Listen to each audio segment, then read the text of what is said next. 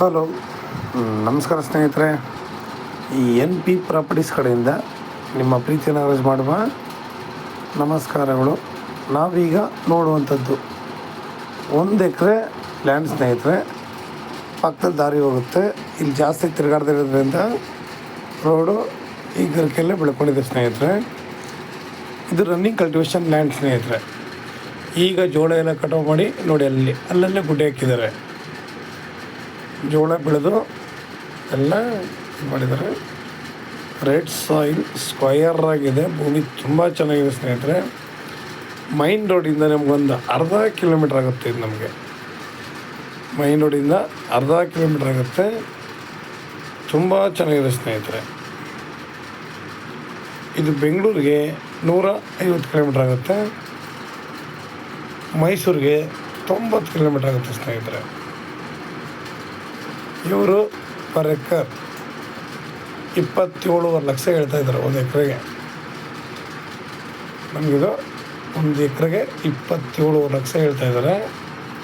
ಈಗ ದಾರಿಗೆ ನಾನು ಏನು ಗರಿಕೆ ಬೆಳ್ಕೊಂಡಿದೆ ಅಂತ ಹೇಳಿದ್ರೆ, ಆ ದಾರಿಗೆ ಕ್ಲೀನ್ ಮಾಡಿಕೊಡ್ತಾರೆ ಓನರ್.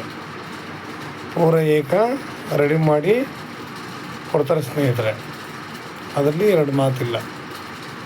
ಯಾಕೆಂದರೆ ಅವರೇ ಒಪ್ಕೊಂಡಿದ್ದಾರೆ, ನಾನು ಇದೆಲ್ಲ ಕ್ಲೀನಾಗಿ ರೆಡಿ ಮಾಡಿ ಕೊಡ್ತೀನಿ ಅಂತ. ತುಂಬ ಚೆನ್ನಾಗಿದೆ ಸ್ನೇಹಿತರೆ. ನಾವು ಇಲ್ಲಿ ಒಂದು ಬೋರ್ ಹಾಕಿ ಒಂದು ಫಾರ್ಮ್ ಹೌಸ್ ಮಾಡ್ಕೊಂಡು ನಮ್ಮ ಇವತ್ತು ರೀಸನಬಲ್ ರೇಟು ಅಂತಂದರೆ, ಈ ರೇಟು ತುಂಬ ಇದಾಗಿದೆ ಸ್ನೇಹಿತರೆ. 27 ಲಕ್ಷ ನಮಗೇನು ಜಾಸ್ತಿ ಇಲ್ಲ 1 ಎಕರೆಗೆ. ಅದು ಲ್ಯಾಂಡ್ ತುಂಬ ಸ್ಕ್ವಯರ್ ಆಗಿದೆ, ಸಖತ್ತಾಗಿದೆ ಮಾತ್ರ.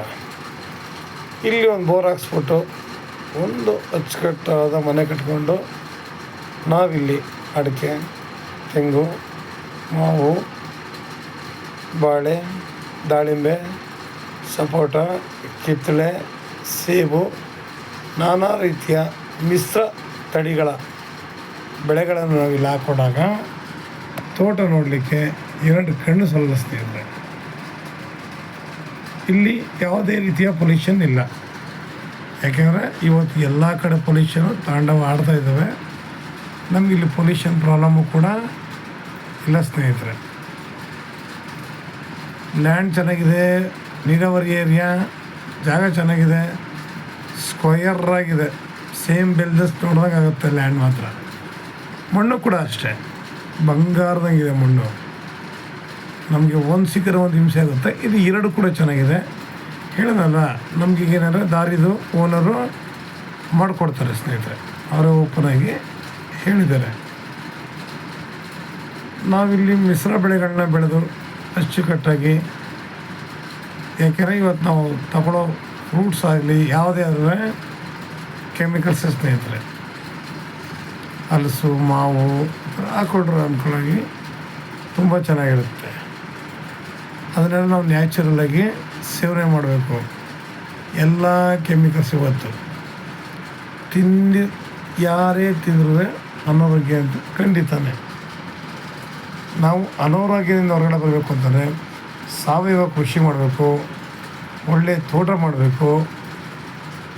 ನಾವು ಜೊತೆಯಲ್ಲಿ ಇದನ್ನೆಲ್ಲ ಮಾಡಬೇಕು ಅಂದರೆ ಸ್ನೇಹಿತರೆ, ನಾವು ಒಂದು 2 ಹಸ ಇದ್ರೆ ಸಾಕು. 2 ಹಸ, ಕುರಿ, ಇವುಗಳ ಮಧ್ಯೆ ಅವನು ನೋಡಿಕೊಂಡ್ರೆ ಒಂದು ಫ್ಯಾಮಿಲಿ ಅಚ್ಚುಕಟ್ಟಾಗಿ ಸಾಕ್ತಾರೆ ಸ್ನೇಹಿತರೆ. ನೋಡ್ಕೊಂಡು ಆರಾಮಾಗಿ ಆ ಗೊಬ್ಬರಗಳನ್ನ ಜಮೀನಿಗೆ ಹಾಕೊಂಡೋದ್ರೆ ಭೂಮಿ ಫಲವತ್ತತೆ ಹೆಚ್ಚುತ್ತೆ. ಫಲವತ್ತತೆ ಹೆಚ್ಚೋದ್ರಿಂದ ನಮಗೆ ಫಸಲು ಕೂಡ, ಇಳುವರಿ ಕೂಡ ತುಂಬ ಚೆನ್ನಾಗಿ ಬರುತ್ತೆ. ಫಸಲು ಕೂಡ ತುಂಬ ನೋಡಲಿಕ್ಕೆ 2 ಕಣ್ಣು ಸಲ್ಲ, ಅಷ್ಟು ಆನಂದ ಆಗುತ್ತೆ.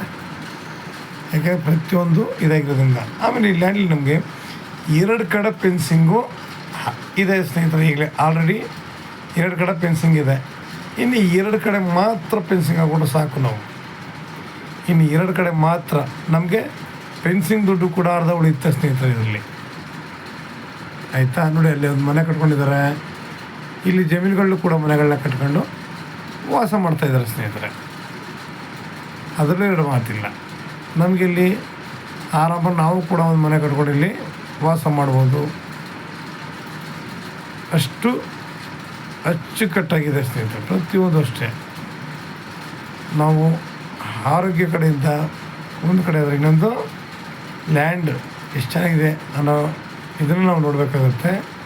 ಹೆಚ್ಚಿನ ಮಾಹಿತಿಗಾಗಿ 6360446978 ಈ ನಂಬರ್ಗೆ ಕಾಲ್ ಮಾಡಿ, ಲೈಕ್ ಮಾಡಿ ಮತ್ತು ಶೇರ್ ಮಾಡಿ ಸ್ನೇಹಿತರೆ.